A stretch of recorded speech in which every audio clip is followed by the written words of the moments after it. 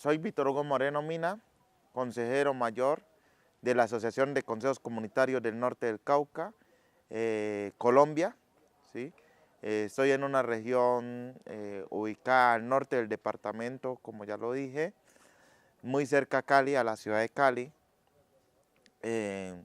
Y pues represento una organización que asocia 43 consejos, que es la forma organizativa de la autoridad étnica del pueblo negro en Colombia a partir de la Ley 70 de 1993, y estamos en 10 municipios de este territorio, con un promedio de 135.000 habitantes del pueblo negro, en territorio ancestral y colectivo de 209 comunidades, la zona más, como la forma más local de organización, que a su vez estas hacen parte de los consejos comunitarios como autoridad étnica.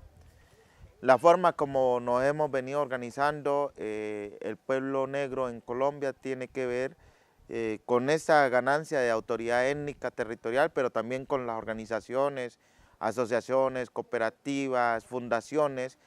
Han habido múltiples formas de organizarse de la comunidad negra, incluso antes de que existieran los consejos comunitarios, pues que los consejos comunitarios empiezan a conformarse y a consolidarse en el territorio después de 1995, cuando se reglamenta parte de la Ley 70, y pues en el territorio las comunidades lo único que hemos sabido hacer es ayudar a construir la paz y la convivencia en nuestros territorios. Este es un territorio interétnico, intercultural, es decir que habita población indígena del pueblo Nasa, habitan campesinos, personas que trabajan en el campo, que no se autorreconocen ni de comunidad, ni de pueblo negro, ni de pueblo indígena, y también pues los cascos urbanos, que son pequeños, pero todos tienen una relación campo-poblado, es decir, con lo rural, con la producción agrícola en ese territorio,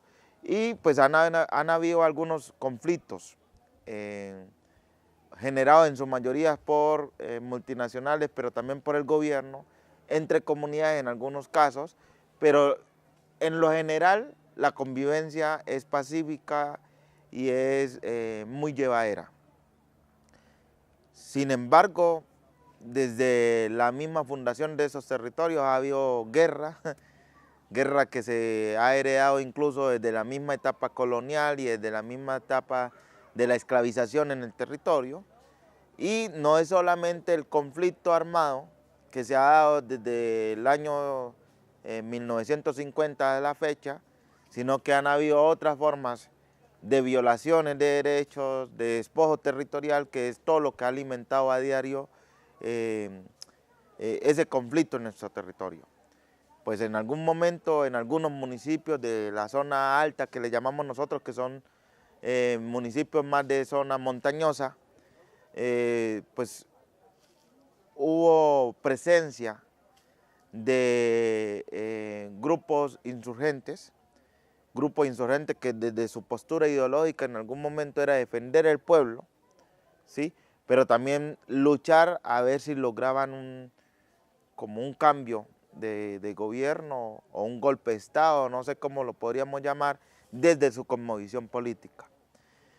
En ese orden de ideas, pues siempre la sociedad civil y las comunidades negras, las comunidades indígenas y campesinas hemos estado en el medio de esa confrontación permanente que se dio muy fuerte entre los grupos insurgentes, en ese caso la guerrilla de la FARC, que fue la que más tuvo presencia en el territorio, con el Estado colombiano, en cabeza de el Ejército Nacional, pero también en cabeza de las policías, y posteriormente llegó un tiempo hacia el 96, entre el 96 y 2006 más o menos, un tiempo donde la violencia fue más fuerte, pero fue más fuerte por grupos paramilitares, no contra la guerrilla. Realmente los golpes que los grupos paramilitares dieron a la guerrilla, yo podría decir que fueron cero. Fueron más un proceso de tortura, de masacres, de desplazamientos y de muertes sistemáticas, selectivas también, a líderes, lideresas, a los mismos procesos organizados y organizativos, a los consejos comunitarios, a los cabildos indígenas, a la comunidad en general, ¿sí? Hubo mucha persecución con la excusa de que todos eran informantes de la guerrilla, pero a la final llegó todo como un terror, se sembró mucho terror en las comunidades, donde se controlaban los horarios. Después de las 5 de la tarde la gente no podía andar en territorio. Después de las 5 de la tarde las comunidades nuestras no podían hacer reuniones de más de 4 personas porque les tiraban granadas, ¿sí? O hacían masacres.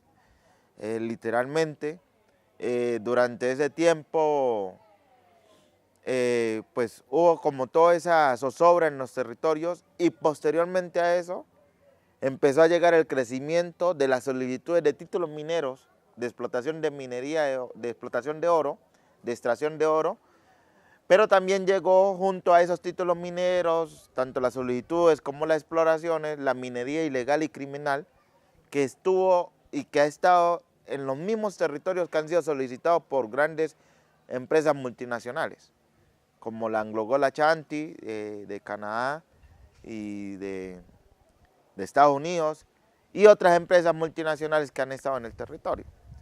Pero al mismo tiempo fue la ampliación, durante todo ese tiempo fue la ampliación de monocultivos como el cultivo de la caña de azúcar, el pino, el eucalipto, o sea, es mucha coincidencia.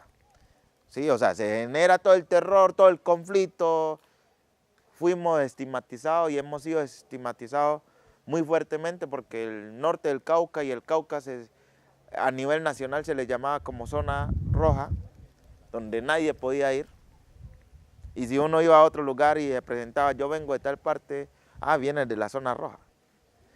Pero alrededor de todas esas zozobras y de todo eso que estaba dando, la gente seguía intentando reunirse con todas las limitaciones entre pueblos al interior de cada pueblo, pero también de forma interétnica y posteriormente de forma intercultural. Y allí se crea en todo ese proceso, además de los consejos comunitarios, se consolidan algunos cabildos indígenas con todas las luchas y con todas las peleas, una zona de reserva especial para campesinos que también se han estado constituyendo, y allí nace la mesa interétnica.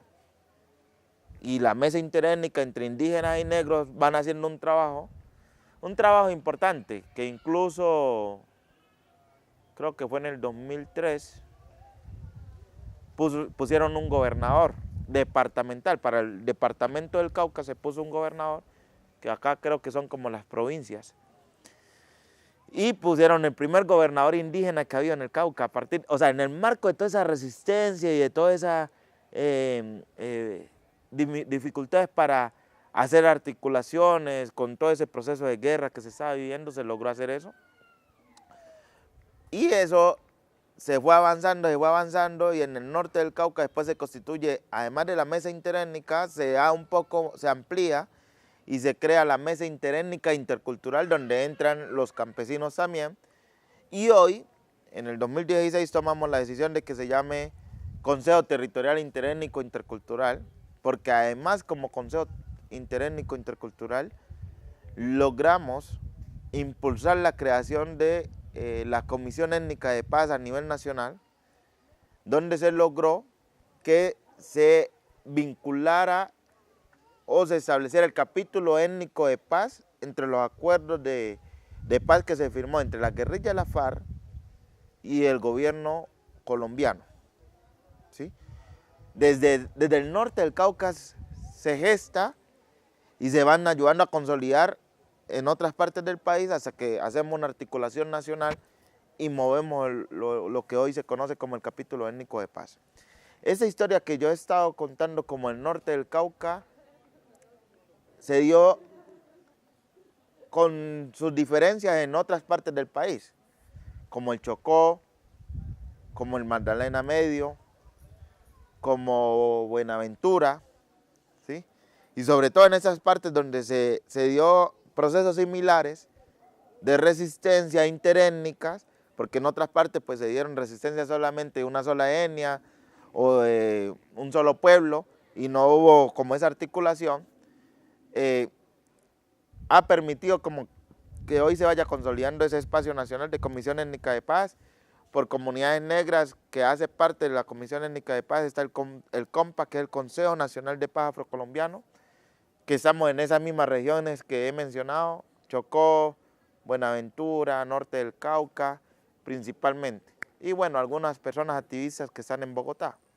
El capítulo étnico de paz contiene salvaguardas y principios de los pueblos étnicos, a la luz del convenio 169 de la OIT, que es un convenio internacional que firmó Colombia, y las salvaguardas en principio están o tienen que ver con aquellas cosas o aquellos derechos adquiridos que creemos que no deben de echar hacia atrás por la implementación de un acuerdo de paz. Teniendo en cuenta que el gobierno colombiano tomó la decisión de refrendar el acuerdo de paz por medio de un plebiscito, no era obligatorio, pero decidieron hacerlo, plebiscito que se perdió, ganó el no, porque la pregunta decía algo así como que ¿está usted de acuerdo con la negociación y con la paz y la construcción de una paz estable y duradera, algo así? Y pusieron a que la gente votara entre un sí y un no. El no gana, pero eso fue una cosa muy reñida porque las personas que votaron el sí fueron como algo así de 5 millones de personas y ganó el no con 5.050.000 personas, más o menos. Como así el ejemplo. Y en ese orden de día nosotros siempre le hemos apostado desde nuestras acciones diarias a una paz estable y duradera en los territorios. Creemos que la paz estable y duradera tiene que construirse desde el territorio, con la gente que vive en el territorio, con las cosmovisiones y con esas formas de pensarse el territorio, con esas formas de proyectar o de pensarse su desarrollo propio, y no sentado desde un escritorio en Bogotá, ¿sí? Entonces creemos nosotros, y como lo hemos venido haciendo siempre, que toca que fortalecer además la economía incluso regional, territorial. Sí, la gente tiene que cultivar parte de su comida, tener una autonomía alimentaria, pero además de esa autonomía tienen que fortalecerse las empresas comunitarias, las cooperativas comunitarias, las asociaciones comunitarias de productores, pero además de eso, respetar como esas cosmovisiones y esas formas culturales de desarrollo, ¿sí? Esos usos y esas costumbres que tienen las comunidades en cada uno de sus territorios, las lenguas que se tienen, la forma de educar. Nosotros le hemos llamado etnoeducación, pero son también esos derechos propios a la educación propia, más allá de lo universal que hay que tenerlo, esos mecanismos de educarse como la gente lo piensa, pero también acorde a su territorio, acorde a si tenemos río, acorde a si tenemos cultivos de café, de cacao, ¿sí? Y esa sería la única forma de ir ayudando a consolidar una paz estable y duradera, ¿sí? Porque desafortunadamente nuestro territorio, como otros territorios del país, pues están plagados de minería ilegal, que ya lo he mencionado, pero también de cultivos de uso ilícito, pero también de monocultivos, donde la gente de 100.000 hectáreas de tierra que puedan haber, la gente tiene pequeños pedacitos donde solamente cabe la casa. Como decía un amigo, el cultivo de la caña ya está incluso en el patio, literal, ni siquiera es un tema simbólico, sino literal, donde si la persona sale y entonces la caña la queman, acabando fauna, acabando ríos, han secado ríos, han desviado ríos, ¿sí? A partir de sostener los monocultivos y la gente aguantando hambre, en muchos de los cascos urbanos pequeños que existen. Entonces, en ese orden de días, por ejemplo, nosotros tenemos nuestro plan de buen vivir 2015-2035. ¿Nosotros qué le hemos dicho al gobierno? Necesitamos implementarlo. Y el plan de buen vivir recoge todo o muchas de las cosas que he dicho, pero también acuerdos firmados con el gobierno nacional que están desde 1986 firmados e incumplidos, ¿sí? Y creemos que hay que ir avanzando en el cumplimiento de cada uno de esos acuerdos, tanto para comunidades indígenas, campesinas y negras. Esa es una de las formas de ir avanzando.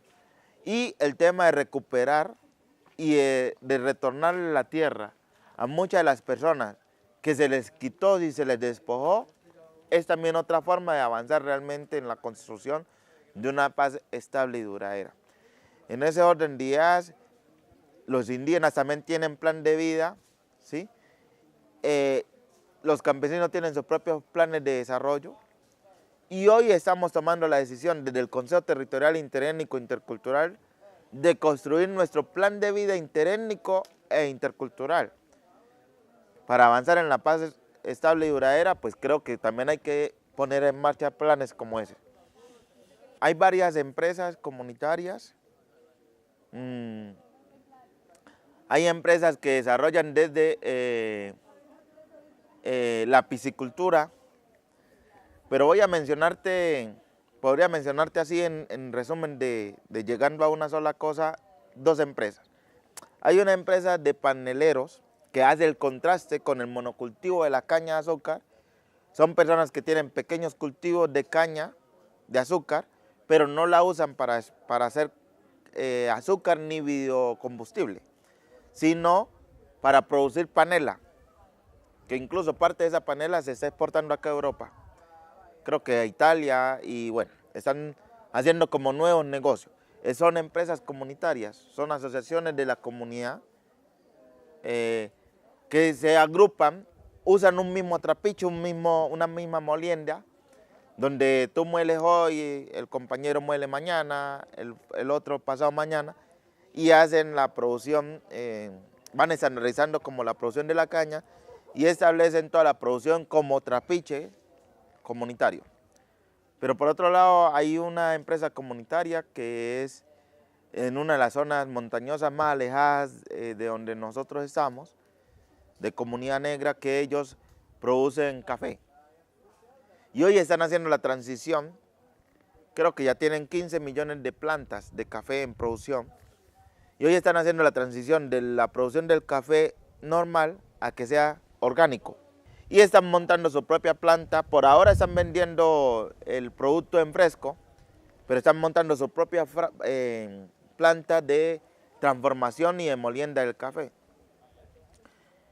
Ellos tenían, por estar en una zona muy cercana al Naya, que es una zona que se ha escuchado mucho por los cultivos de uso ilícito, ese consejo comunitario está rodeado de coca, de hoja de coca. Y es la única comunidad que no tiene plantaciones de coca, alrededor de la coca, alrededor del conflicto, donde hubo muchas masacres de paramilitares, masacres de la misma guerrilla y el conflicto armado, confrontación ejército y guerrilla.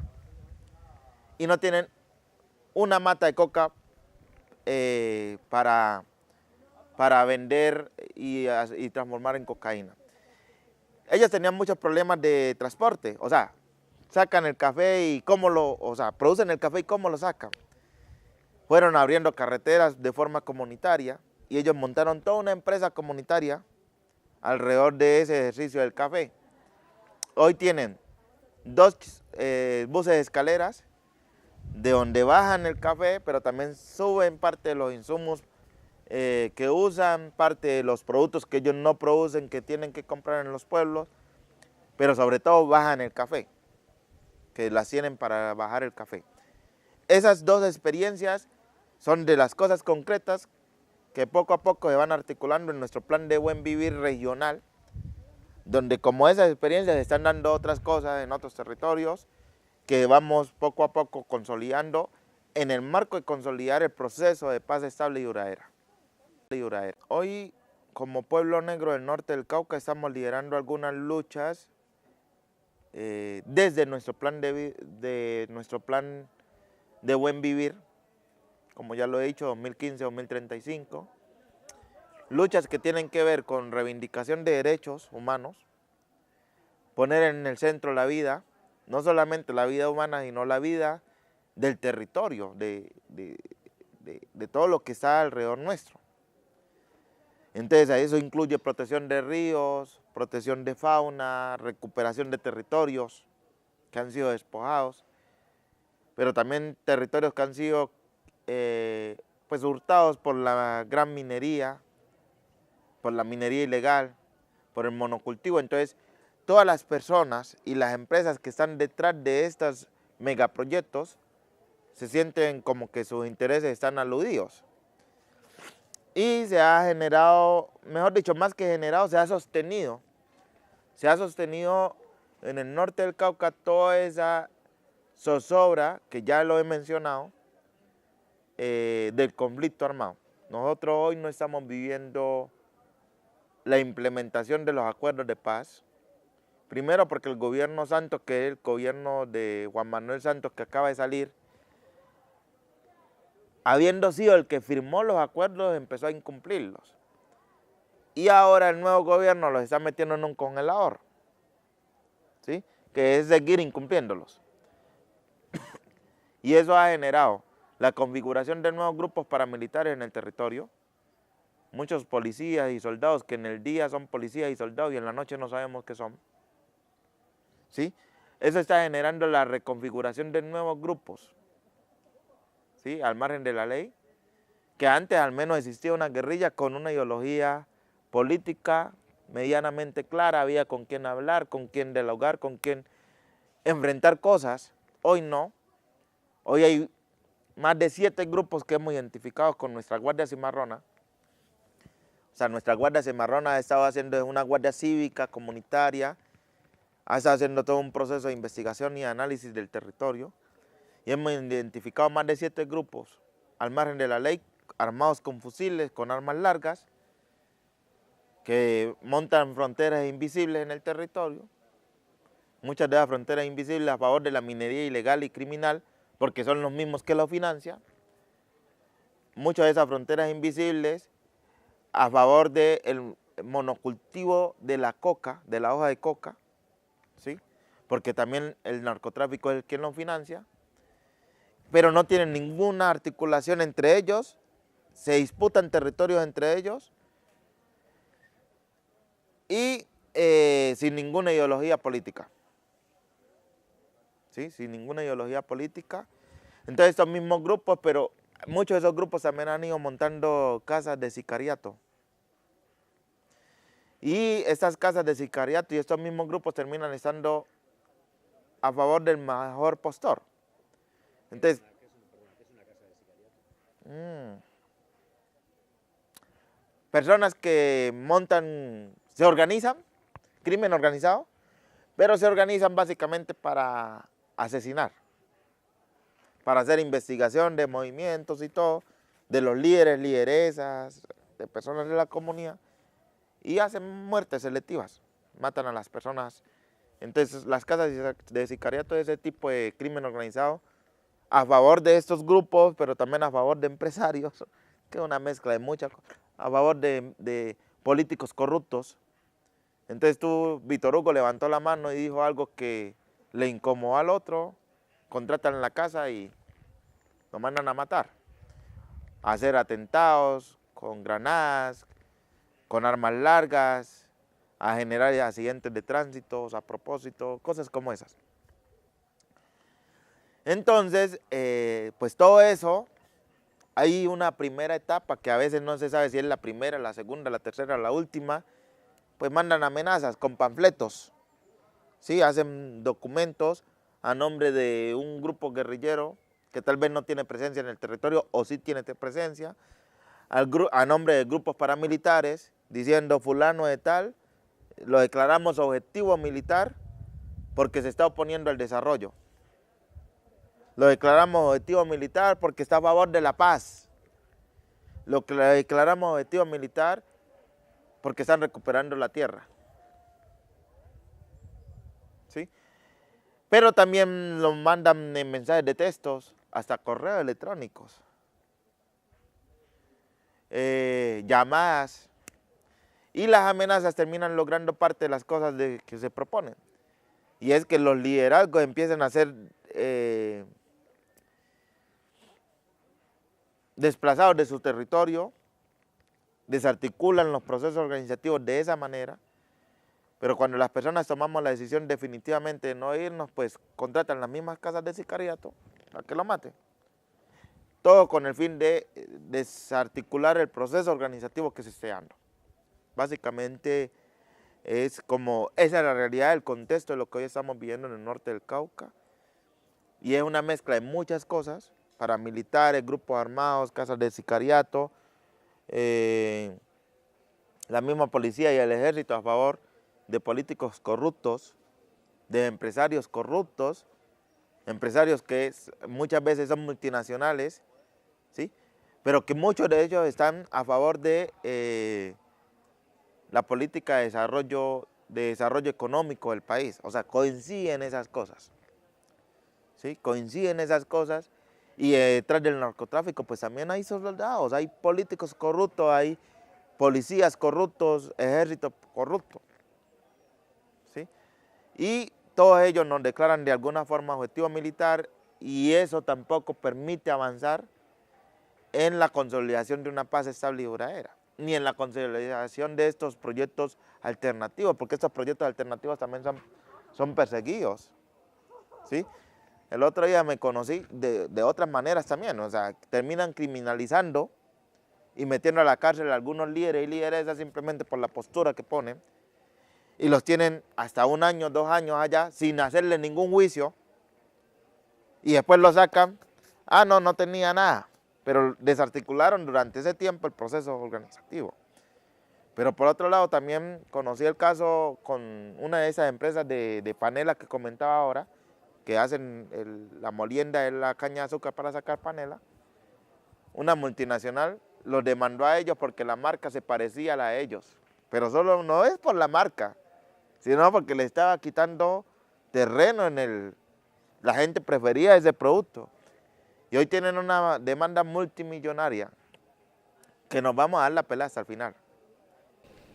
Porque cuando no pueden por un lado, intentan por el otro y por el otro y por el otro, pero es una persecución constante por la ubicación estratégica que tiene el pueblo negro, geopolítica en el norte del Cauca. O sea, quieren sacarnos literalmente del territorio.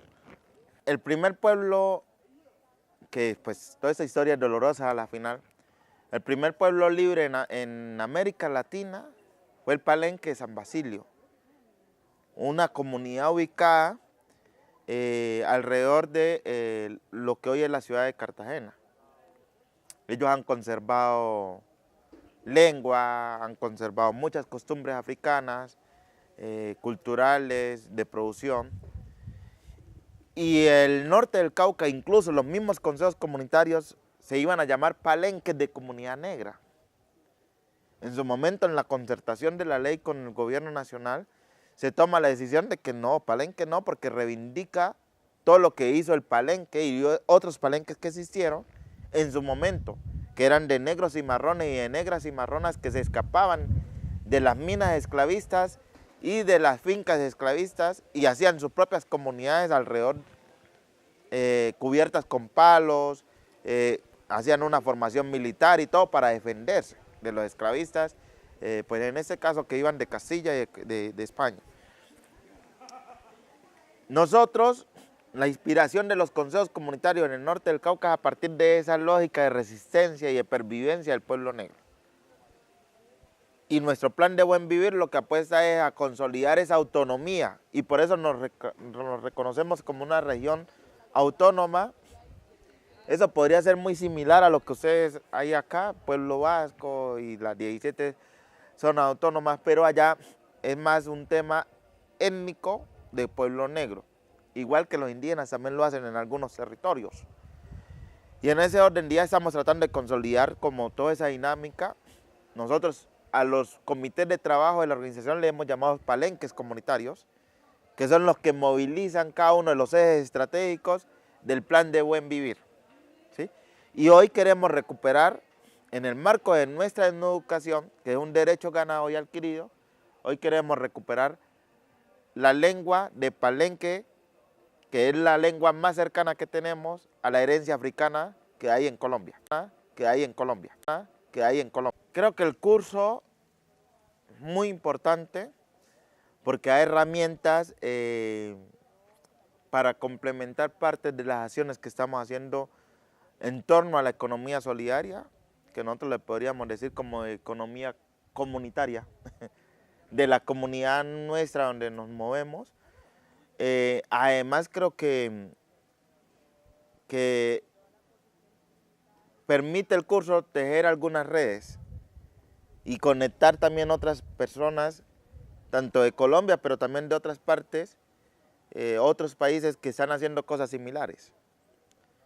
¿Sí? Y yo creería que esto termina siendo una semilla de lo intercambiado. Primero analizar pues otras experiencias y toda la teoría que se ha ido construyendo sobre la economía pues solidaria, pero también desde una perspectiva de género, ¿sí? El papel importantísimo que juegan las mujeres en todo este proceso de desarrollo, que a veces no se visibiliza, o sea, se está allí, no se es tan consciente, pero también juegan un papel importantísimo en la pervivencia de los pueblos, pero también en la pervivencia de las costumbres y de esa forma de avanzar en la consolidación de una economía más comunitaria, ¿sí? Más apropiada al territorio, ¿sí? Y que esto alimenta el debate sobre las cosas que tenemos que ir cambiando, mejorando, pero también adaptándolas a nuestros territorios, obvio. Hay algunos temas que son demasiado teóricos, pero de esa teoría se planta un horizonte de algunas cosas que podamos ir tejiendo en nuestros territorios. Yo personalmente me llevo las pocas veces que he estado compartiendo como algunas ideas adicionales de cosas que se pueden hacer en el territorio, que toca que dialogarlo con las mujeres del territorio, con los hombres del territorio, pero que también toca que darle más vida en nuestro plan de buen vivir y tal vez para discutirlo en nuestro plan de vida interétnico intercultural que hoy estamos construyendo con los pueblos indígenas, con las comunidades campesinas y el pueblo negro del norte del Cauca. Aunque estamos muy cerca de Buenaventura, donde está, por ejemplo, mi compañera Anelli, son realidades muy diferentes. Sí, son realidades muy diferentes y solo uno las entiende estando en territorio. Pero creo que sí hay cosas que tenemos que empezar a pensar un poco más en conjunto como territorio y como región pacífica colombiana, donde se pueden hacer muchas cosas, donde también hay unos grandes complejos empresariales y donde hay mucha gente nuestra que todavía depende del trabajo, el día de trabajo que le puede dar otro, dejando de desarrollar cosas propias, ¿sí? Y en cabeza de hombro a hombro, mujer y hombres.